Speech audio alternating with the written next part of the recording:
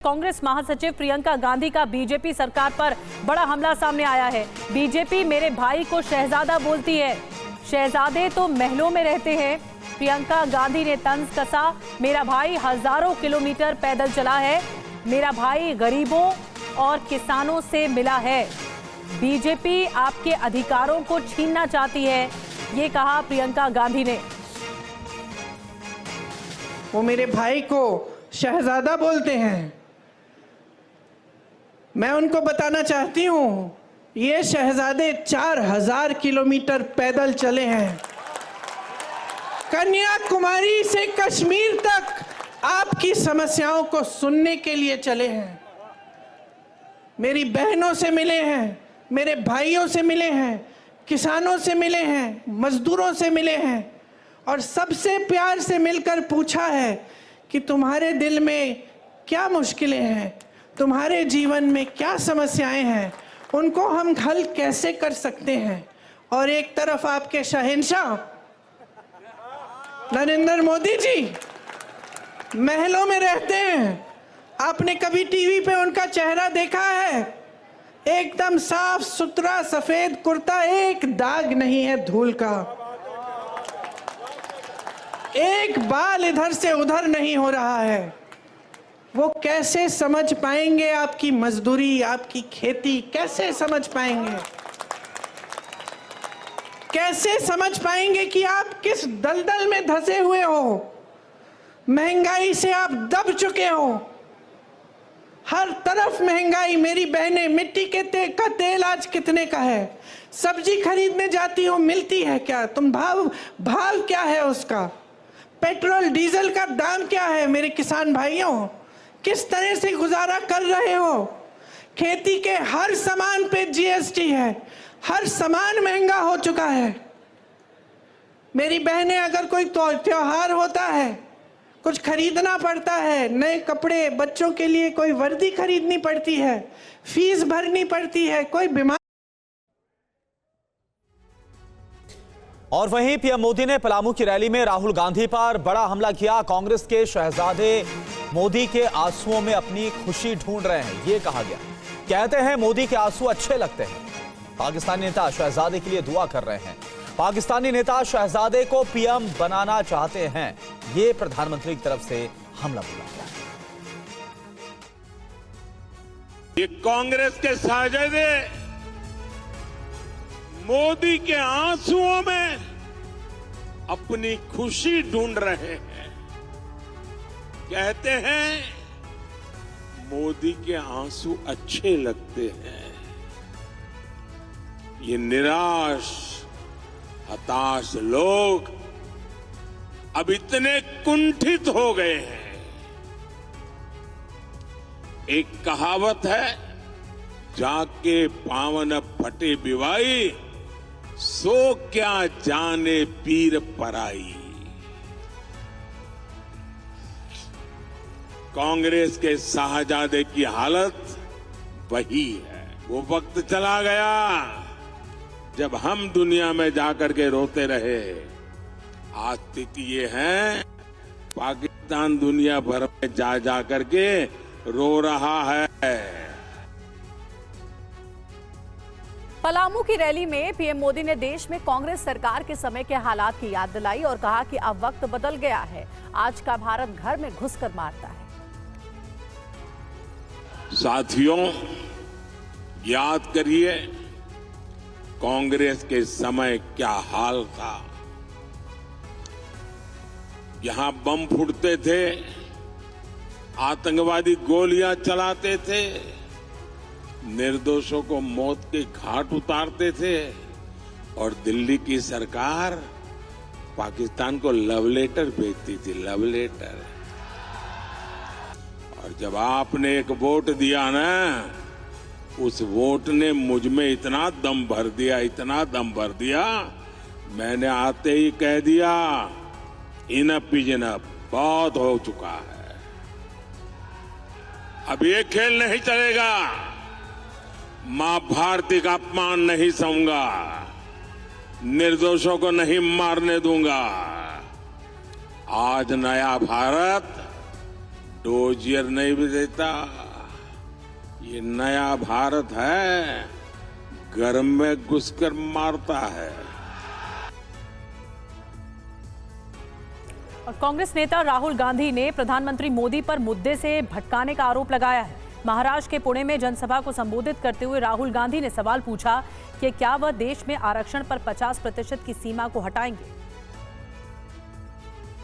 नरेंद्र मोदी कभी पाकिस्तान की बात करेगा, कभी समुद्र के नीचे जाके मतलब ड्रामा करेगा।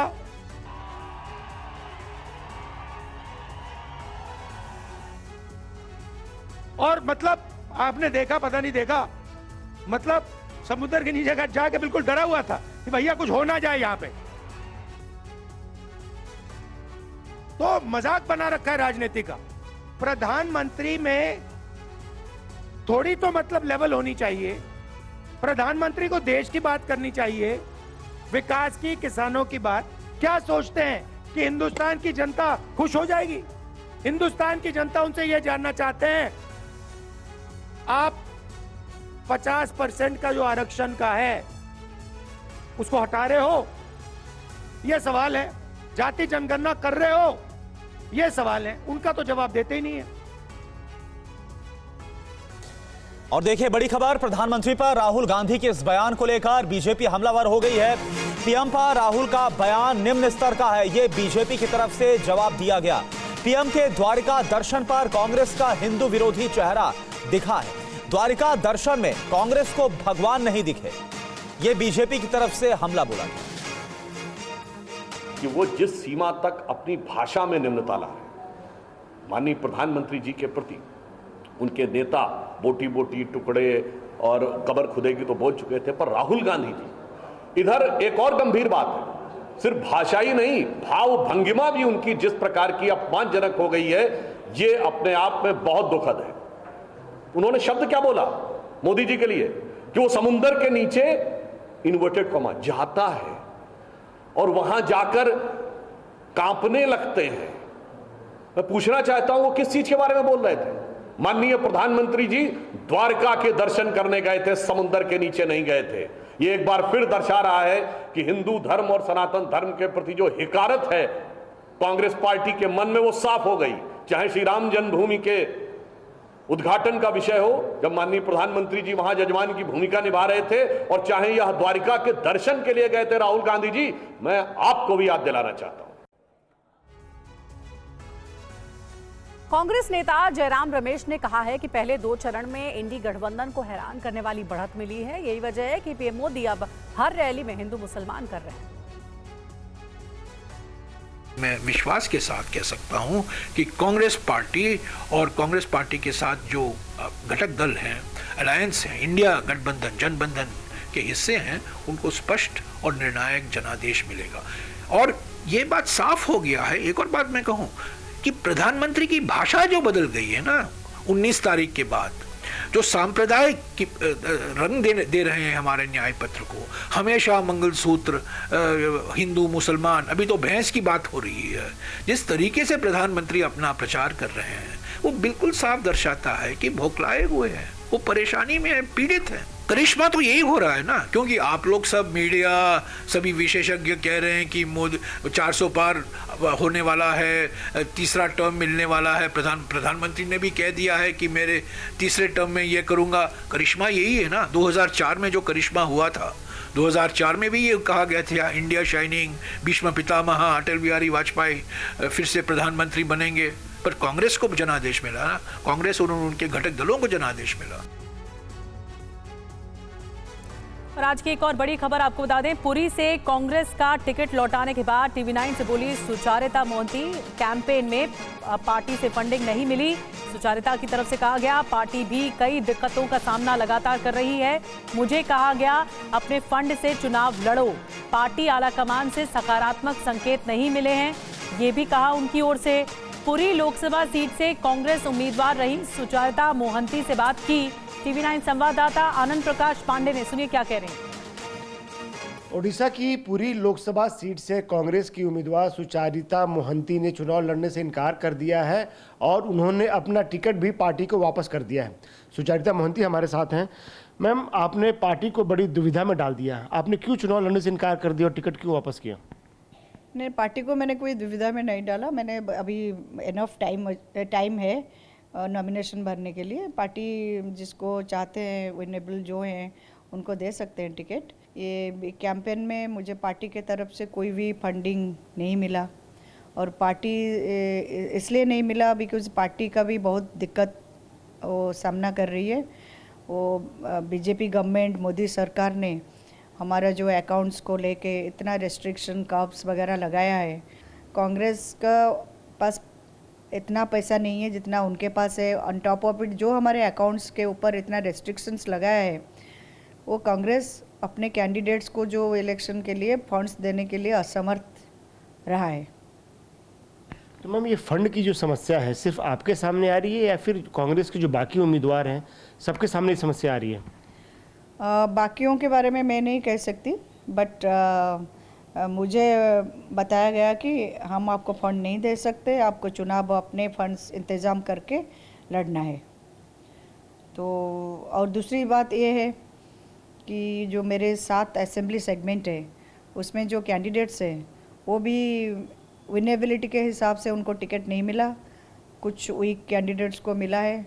जो मैं चाहती थी कि उसमें भी चेंज हो, वो भी नहीं हुआ। तो इस दोनों स्थिति में मुझे कैंपेन करने का और इलेक्शन लड़ने के लिए मैंने सोचा कि उससे कोई फ़ायदा नहीं होगा। जो समस्या है कि फंड की कमी, और दूसरा आपने कहा कि पार्टी से भी आपकी नाराज़गी है क्योंकि आपके लोकसभा कॉन्स्टिट्यूंसी में जो असेंबली सेगमेंट्स है वहाँ पे वीक कैंडिडेट्स को कांग्रेस ने उतार दिया, आपसे डिस्कस नहीं किया। हाँ, ये पॉइंट है। मैंने उनको कहा था जो भी कुछ जो थोड़ा बेटर हैं उनको टिकट दिया जाए, पर पार्टी उसमें भी कोई डिसीजन नहीं लिया। तो आपकी बातचीत हुई दिल्ली में हाईकमान से? किसी से बात हुई, किसी बड़े नेता से बात हुई, किसी के सामने अपनी बात रखी कि फंड नहीं है इसलिए मैं टिकट वापस कर रही हूँ? नहीं, मैंने जो भी मुझे कहना था मैंने बता दिया है, बट कोई ऐसा अगर कोई रेस्पॉन्स, पॉजिटिव रेस्पॉन्स मुझे नहीं मिला, that is why I decided कि I should quit, I should return my ticket, because positive response अगर मिलता तो फिर मैंने I wouldn't have return my ticket. ऐसी जानकारी के लिए आपकी दिल्ली में बात हुई या पे यहाँ पे प्रदेश में जो आपके प्रदेश अध्यक्ष हैं उनसे बात हुई? बोथ दोनों साइड में जो फंड्स की डिमांड है मैंने दिल्ली में भी रखा है और स्टेट लीडरशिप को भी रखा है, दोनों को रखा था, पर अभी तो कोई रेस्पॉन्स नहीं मिला। मेरे पास टाइम भी नहीं है। वही आप कह रहे थे, अभी 6th है हमारा लास्ट डे नॉमिनेशन का, so I wanted to return my ticket as soon as possible so that party can give that ticket to somebody else. I don't want the party seats to remain vacant. और चलिए आगे बढ़ते हैं। AIMIM अध्यक्ष असदुद्दीन ओवैसी ने प्रधानमंत्री नरेंद्र मोदी की तुलना हिटलर से की है। उन्होंने कहा है कि आज देश में मुसलमानों की वैसी ही हालत है जैसी नाजी जर्मनी में यहूदियों की थी। जो भारत में आज जो पोजीशन है मुसलमानों की, वो 1930 के हिटलर के ज़माने में जो यहूदियों से जो हरकतें होती थी वही स्टेज पे हैं। गैस चैम्बर आखिरी लिमिट था, आखिरी स्टेप था। क्रिस्टलनाक मूवमेंट हुआ, पिक्चर्स बनना शुरू हुए, हेट स्पीचेस होते रहे। पूरा उसका एक तरीका है, वो जो किया जा रहा है वो बिल्कुल हुआ है। हमारा प्राइम मिनिस्टर ये कह रहा है कि हिंदू महिलाओं के गले से मंगलसूत्र निकाल कर मुसलमान दिया जाएगा। मैं आपके सामने बैठा हूं, मैं घुसपैठी हूं? मैं घुसपैठी हूं का बताइए? 17 करोड़ मुसलमानों को प्रधानमंत्री घुसपैठी कहते हैं। एक प्राइम मिनिस्टर इलेक्शन जीतने के लिए आप पूरी माइनॉरिटीज को कह रहा है घुसपैठी। हिटलर भी यही कहता था, they are not original Germans. अब आप बताइए, ये जबान प्राइम मिनिस्टर को जेब देती है क्या? बोलिए। हिंदू धर्म के खतरे में होने के सवाल पर आरजेडी नेता तेजस्वी यादव के बयान को लेकर सियासी संग्राम छिड़ा हुआ है। बीजेपी तेजस्वी पर हमलावर है। सभी मां भारती का संतान देश के प्रधानमंत्री नरेंद्र मोदी जी की गारंटी पर विश्वास कर रहा है, तो हिंदू और मुस्लिम की बात नहीं हो रही है। बात हो रही है सुचिता का, सुशासन का। ये राजद कांग्रेस के लोग सुचिता सुशासन पर क्यों नहीं बोलते? देश के प्रधानमंत्री बार बार कह रहे हैं कि देश से करप्शन हटना चाहिए, भ्रष्टाचार सबसे बड़ा महामारी है जो पूरे विकास की गति को कुंद कर देता है, घुन के तरह खा जाता है। ये लोग तो आरक्षण को भी धर्म के आधार पर बांटते हैं, जो कि पूर्णतः संविधान के खिलाफ है। ऐसे में अगर आज 81 करोड़ लोगों को देश में अगर अनाज मिल रहा है 5-5 किलो का, उसमें कहीं ये देखा गया कि ये हिंदू को बांटा जा रहा है या ये मुसलमान को बांटा जा रहा है। जब हम लोग उज्ज्वला दे रहे हैं तो उज्ज्वला हम लोगों ने कभी ये देख के तो नहीं दिया कि ये हिंदू महिला को दिया जा रहा है या मुस्लिम महिला को दिया जा रहा है, या शौचालय हिंदू महिला के घर पे बन रहा है या मुस्लिम महिला के घर पे बन रहा है। ये जब ऐसी बातें करते हैं कि ये धर्म खतरे में है, वो धर्म खतरे में है, ये हकीकत में तुष्टीकरण की राजनीति करते हैं। और आइए खबरों में आगे बढ़ते हैं। बीजेपी नेता इमरती देवी पर अभद्र टिप्पणी को लेकर मध्य प्रदेश कांग्रेस के अध्यक्ष जीतू पटवारी के खिलाफ एफआईआर दर्ज कर ली गई है। बीजेपी ने कांग्रेस नेता के बयान को मुद्दा बना लिया है। बीजेपी नेता इमरती देवी पर आपत्तिजनक टिप्पणी को लेकर मध्य प्रदेश कांग्रेस के अध्यक्ष जीतू पटवारी फंस गए हैं। उनके खिलाफ ग्वालियर में एफआईआर दर्ज कराई गई है। जीतू पटवारी के बयान ने बीजेपी को एक बड़ा सियासी मुद्दा दे दिया है। बीजेपी ने कांग्रेस को महिला विरोधी बताया है। कांग्रेस के नेता जिस ढंग से महिलाओं बहनों के लिए बात करते हैं, ये उनके लिए डूब मरने के बराबर है। और अब कहाँ गई प्रियंका जी जो कह रही कि मैं लड़की हूँ, लड़ सकती हूँ। लड़े वो अपने वर्तमान के प्रदेश अध्यक्ष से, जो इमरती देवी जी का कितना गंदा भाषा बोल करके मुझे तो बोलने में शर्म आती है। इस प्रकार की भाषा का उपयोग एक प्रदेश के अध्यक्ष के द्वारा करना, इसका जवाब इस चुनाव में तो जनता देगी ही। मातृशक्ति और भारतीय जनता पार्टी के कार्यकर्ता भी जीतू पटवारी जी आपको ऐसा कर देंगे कि आप कभी इस प्रकार की भाषा नहीं बोलेंगे। उधर कांग्रेस नेता जीतू पटवारी ने अपने बयान पर सफाई देते हुए माफी मांगी है और कहा कि उनकी बातों को गलत संदर्भ में लिया गया। बीजेपी उम्मीदवार दिनेश प्रताप सिंह ने दावा किया है कि रायबरेली से भी राहुल गांधी की हार ही होगी। नकली गांधी कभी कामयाब नहीं होंगे। हमारे संवाददाता कुमार विक्रांत ने उनसे खास बातचीत की। सोनिया गांधी राज्यसभा चली गई हैं, उन्होंने अपने बेटे को यहाँ से चुनाव मैदान में उतारा है। विरासत की बात की जा रही है कि गांधी परिवार की जो विरासत है, इंदिरा गांधी की सोनिया गांधी को, सोनिया गांधी की राहुल गांधी को। देखिए, बहुत स्पष्ट है, देश के रथ की बागडोर मोदी जी के हाथों में है और उस रथ पर गांडीव लेकर के देश के गृह मंत्री बैठे हैं। जब तक उनके हाथों में गांडीव रहेगा, ये कोई नकली गांधी कहीं कामयाब नहीं होने पाएंगे किसी भी युद्ध के मैदान में। सर, आपको क्या लगता है कि क्या गांधी परिवार को बार बार वो कहता है कि ये हमारा गढ़ है, हमारा किला है, ये किला दिनेश प्रताप सिंह ढहा पाएंगे या गांधी परिवार बचा पाएगा? मैंने कहा नहीं किला ढहा दिया। जिला पंचायत अध्यक्ष कांग्रेस का होता था, क्या है? आज भाजपा का है कि नहीं है, मुझे बताओ। एमएलसी कांग्रेस का होता था, आज भाजपा का है कि नहीं, मुझे बताओ। एमपी सांसद का होता था, आज भाजपा का एमपी होगा, इसको लिख लीजिए। जैसे सारे किले कांग्रेस के ढहे हैं, वैसे संसद का किला भी कांग्रेस का ढह के रहेगा। आप 4 जून को देख लीजिएगा। रोहित वेमुला के मौत केस की क्लोजर रिपोर्ट में दावा किया गया है कि उसे पता था कि वो दलित नहीं था।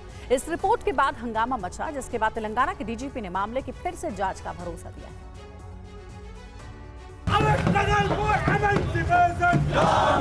रोहित वेमुला की मौत के मामले में तेलंगाना पुलिस की क्लोजर रिपोर्ट पर बवाल मच गया है, जिसके बाद उसकी दोबारा जांच होगी।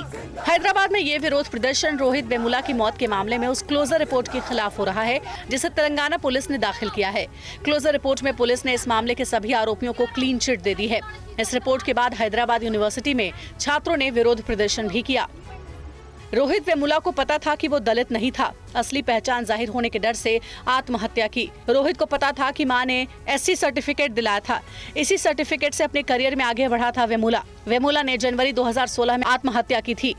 रिपोर्ट सामने आने के बाद बीजेपी ने कांग्रेस पर हमला बोला है। अमित मालवीय ने कहा है कि कांग्रेस सरकार में तेलंगाना पुलिस की क्लोजर रिपोर्ट में लिखा है कि रोहित दलित नहीं था। क्या अब राहुल गांधी दलितों से माफी मांगेंगे? रोहित के परिवार ने इस रिपोर्ट पर उठाए सवाल, जिसके बाद तेलंगाना के डीजीपी रवि गुप्ता ने बताया कि अदालत से इजाजत लेने के बाद पूरे मामले की जांच फिर से की जाएगी।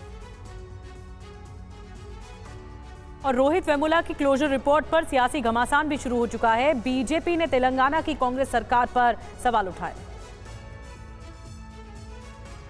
रोहित वेमुला की आत्महत्या हमारे लिए एक झटका थी, क्योंकि हम केंद्र सरकार में थे और हम सेंसिटिव हैं। वो दलित थे या नहीं थे ये कोई इशू नहीं था। इशू ये था हमारे लिए कि एक देश का युवा आत्महत्या करने को क्यों मजबूर हो रहा है, ऐसी कौन सी परिस्थितियां बन गई। एक केंद्र सरकार की तरह हम संवेदनशील थे उस वक्त भी और आज भी हैं। लेकिन तो सवाल उन लोगों पे उठना चाहिए कि इसी रेहुत वेमुला के चक्कर में 1.5 महीने पार्लियामेंट नहीं चलने दिया गया था। कहा गया था कि दलित विरोधी है नरेंद्र मोदी, आदिवासी विरोधी है नरेंद्र मोदी। यही राहुल गांधी थे, ये फर्जी झूठे राहुल गांधी उस वक्त नाटक कर रहे थे। डिटेल मेरे पास अभी नहीं आई है। अगर जिस अधिकारी ने गलती की होगी तो उसको भी पनिशमेंट किया जाएगा और फिर से रिवीजन में जाया जाएगा अगर ऐसा हुआ है। और जब डिटेल आ जाएगा तो जरूर मैं आपको कम्युनिकेट करूंगा, या पार्टी के स्तर पर कम्युनिकेट किया जा चुका होगा या किया जाएगा। रोहित वेमुला के परिजनों ने तेलंगाना के सीएम से मुलाकात की और न्याय की गुहार लगाई। तेलंगाना के डीजीपी ने रोहित वेमुला केस की फिर से जांच का भरोसा दिया है। इस बीच आज रोहित वेमुला की मां राधिका वेमुला और भाई वेमुला राजा ने तेलंगाना के सीएम रेवंत रेड्डी से मिलकर पूरे मामले की फिर से जांच का आवेदन दिया है। रोहित वेमुला की मां ने कहा कि वो इस रिपोर्ट से संतुष्ट नहीं है, लिहाजा मामले की निष्पक्ष जांच की जाए। रोहित वेमुला के भाई ने बताया कि वो न्याय का इंतजार कर रहे हैं, क्योंकि वेमुला पर जो रिपोर्ट आई है वो यकीन करने लायक नहीं है। After the filing of this project report, that the DGP himself has gave a statement that they are going to reinvestigate it and they are going to file a petition in the High Court. And we have given a representation to the Chief Minister of Telangana, and he promised us for a fair and transparent investigation to deliver a justice for Rohit Vemula's issue. Now we believe that the Congress government will reinvestigate it in a fair and transparent manner, and we are waiting for that. And PM also promised that. बड़ी खबर है, YouTuber Elvish Yadav पर money laundering का case दर्ज हुआ है। Police में दर्ज मामलों के आधार पर ईडी का एक्शन।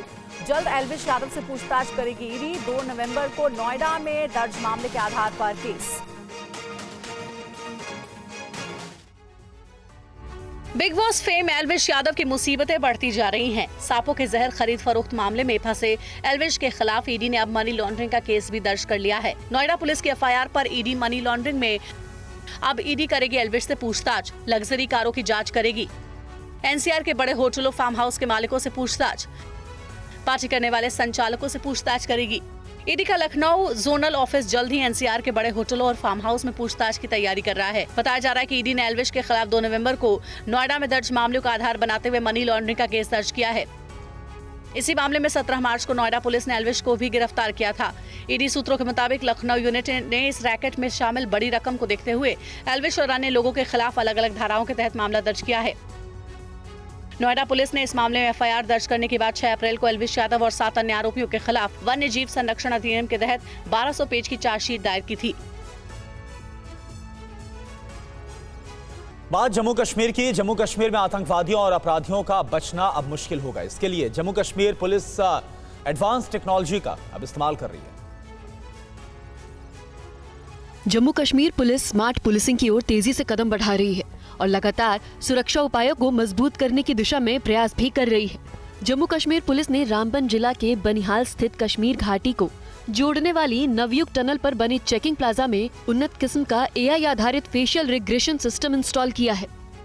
जम्मू कश्मीर के रामबन में कश्मीर घाटी को जोड़ने वाली बानिहाल टनल के पास जम्मू कश्मीर पुलिस की तरफ से artificial intelligence face recognition system को इंस्टॉल किया गया है, ताकि अगर ज़रूरत पड़ने पे किसी भी अपराधी OGW या फिर आतंकी इस इलाके में गुजरता है तो उसकी धरपकड़ इस artificial intelligence face recognition system के ज़रिए की जा सके और इनकी पहचान जो है इसी AIFR सिस्टम से हो सकेगी।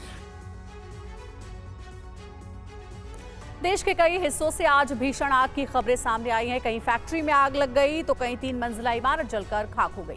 ये रिपोर्ट देखिए। आग की ये 3 अलग अलग तस्वीरें जो बता रही है कि भीषण आग से कैसी तबाही मची है। आग की सबसे डरावनी तस्वीर जम्मू कश्मीर के किश्तवाड़ से आई, जहां पर एक 3 मंजिला इमारत आग का गोला बन गई। आग इतनी जबरदस्त थी कि पूरी इमारत दहकने लगी। जहां से देखिए जिधर से देखिए सिर्फ आग ही आग। आग का ऐसा तांडव जिसने भी देखा सहम गया।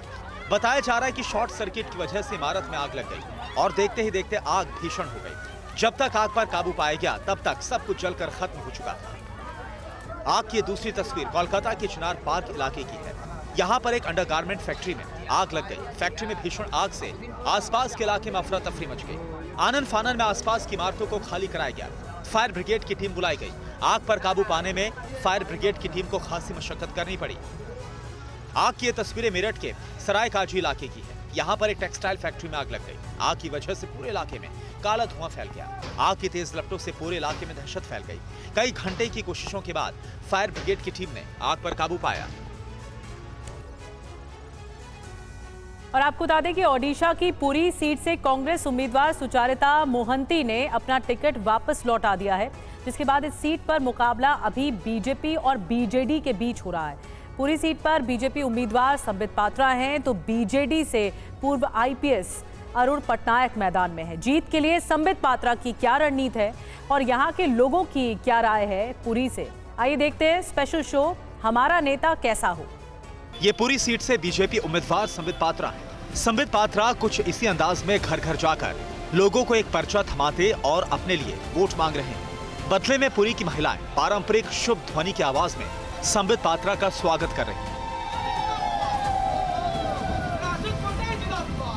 भारतीय जनता पार्टी इस बार बीजेडी के गढ़ पुरी को ढहाने की पुरजोर कोशिश में जुटी है। बीजेपी ने यहां से एक बार फिर अपने चर्चित चेहरे संबित पात्रा को चुनावी मैदान में उतारा है, जो पिछले लोकसभा चुनाव में बीजेडी के उम्मीदवार से महज 11,700 वोटों से हार गए थे।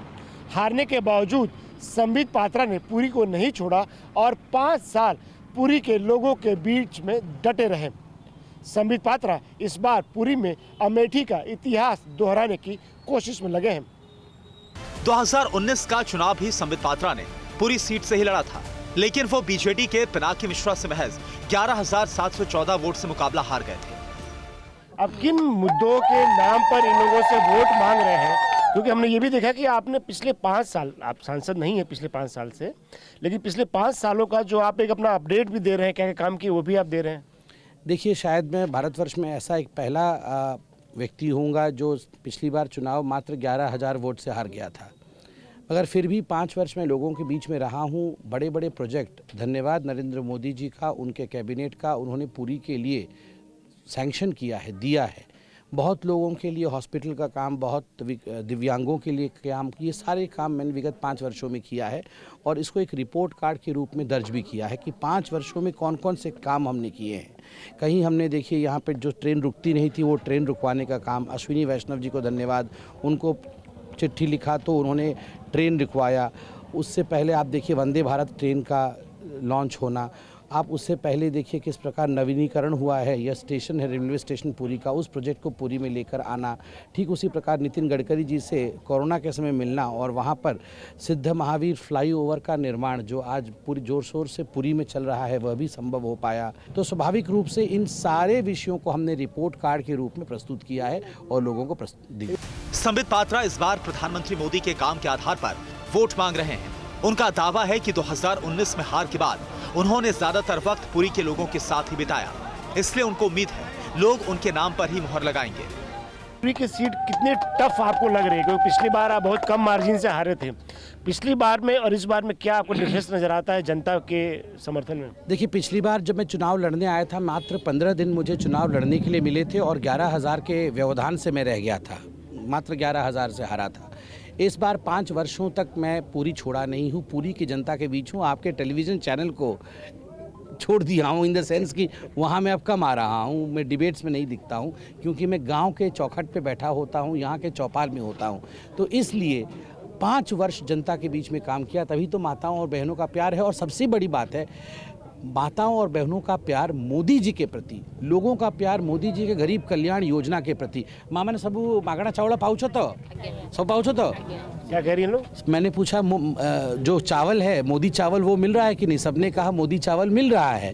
कितनी बड़ी बात है मोदी चावल का मिलना। ये चावल जो मिल रहा है और 5 वर्षों के लिए मिलेगा, और 5 वर्ष मोदी चावड़ा देवे, ठीक है, हुड़ोड़ी करिए, मोदी को आशीर्वाद कर दिया।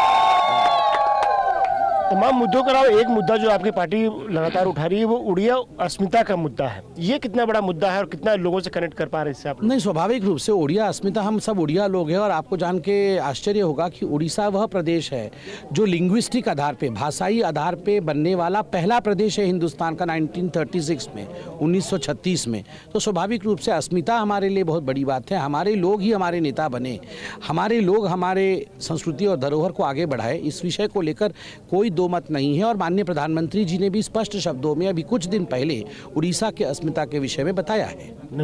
बीजेपी के हिंदुत्व की काट के लिए बीजेडी ने भी बड़ी तैयारी की है। नवीन पटनायक सरकार ने पुरी के जगन्नाथ मंदिर समेत कई मंदिरों का विकास और उद्धार का काम किया है। ओडिशा में बीजेपी के हिंदुत्व कार्ड को कमजोर करने के लिए बीजेडी ने सोची समझी रणनीति के तहत कई कदम उठाए हैं।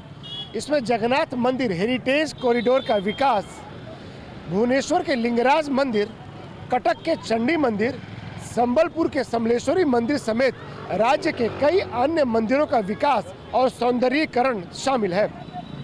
हालांकि इस बार बीजू जनता दल ने अपनी रणनीति बदली है। संबित पात्रा से कड़े मुकाबले में जीते पिनाकी मिश्रा का टिकट काटते हुए पूर्व आईपीएस को उम्मीदवार बनाया है। पार्टी ने इस बार पूर्व आईपीएस अरूप पटनायक पर भरोसा जताया है। सवाल यह है कि पुरी के लोग किस पर भरोसा करते हैं। देखो, ये सब तो हमारे को पता नहीं। सुख दुख दिन रहते जाऊं, जिंदगी हमारा गाँव, ऊपर वाला पस्सा फेंकते हैं, नीचे लगती दाव, और भगवान जिसका पर हाथ रखेगा वही जीतेगा। काम किसने किया है? सब लोग आ रहे हैं, सभी प्रत्याशी आपके पास आ रहे हैं, काम किसने किया है? लेकिन वो सब तो मैं तो इधर नहीं रहता है, वो सब नहीं बता पाएंगे। कौन किसका बारे में भी नहीं बता पाएंगे। जो बता रहा हूँ, देखो, धर्म जिसी पक्ष में वही विजय होगा। हम लोग कुछ नहीं कर पाएंगे। जो अच्छा काम करे भगवान को पता है, लेकिन हम उनका आदमी हम लोग को कुछ नहीं करा, लेकिन भगवान से हमने कुछ करा है। चुनाव का समय है, सभी पार्टी के नेता आप लोग के पास आ रहे हैं जी। तो क्या लग रहा है, किसने काम किया है और जनता का मूड किधर है? हम यहाँ पर जिन लोगों को दिया था वो तो काम नहीं किया, फिर भी हमारा जो अभी जो रैली गया आपने देखा है, जो संबित पात्रा जी ने, उन्होंने नेता नहीं है फिर भी वो काम करते हैं। हम लोग को पता है, हम मीडिया में आप लोगों के ये आप लोग टीवी में देखते हैं और पेपर में पढ़ते हैं, वो काम करते हैं। इसीलिए लोग भी चाहते हैं संबित पात्रा जी आए और यहाँ का जो विधायक प्रति वो भी आए, वो लोग चाहते हैं। लेकिन यहाँ पर जो है वो क्या काम करते हैं ये मुझे मालूम नहीं। क्या आप लोगों को लगता है क्या और होना चाहिए यहाँ पे और क्या क्या नहीं हुआ है? नहीं, क्या होता रहा है, कुछ तो डेवलपमेंट हो रहा है और केंद्र में, सेंटर में बीजेपी का कुछ बहुत ज़्यादा डेवलप हो रहा है और उड़ीसा में भी नवीन पटनायक के अंडर में अच्छा काम हो रहा है।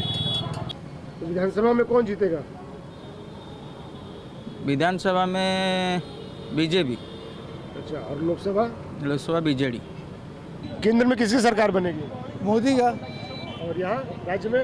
राज्य में यहाँ होने वाला, लेकिन कम, आशा कम है। पूरी का बोल रहा था, कहीं आशा कम।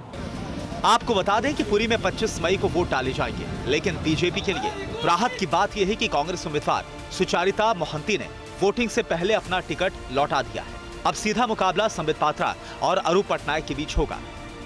ओडिशा की पुरी लोकसभा सीट से कांग्रेस की उम्मीदवार सुचारिता मोहंती ने चुनाव लड़ने से इनकार कर दिया है और उन्होंने अपना टिकट भी पार्टी को वापस कर दिया है। सुचारिता मोहंती हमारे साथ हैं। मैम, आपने पार्टी को बड़ी दुविधा में डाल दिया, आपने क्यों चुनाव लड़ने से इनकार कर दिया और टिकट क्यों वापस किया?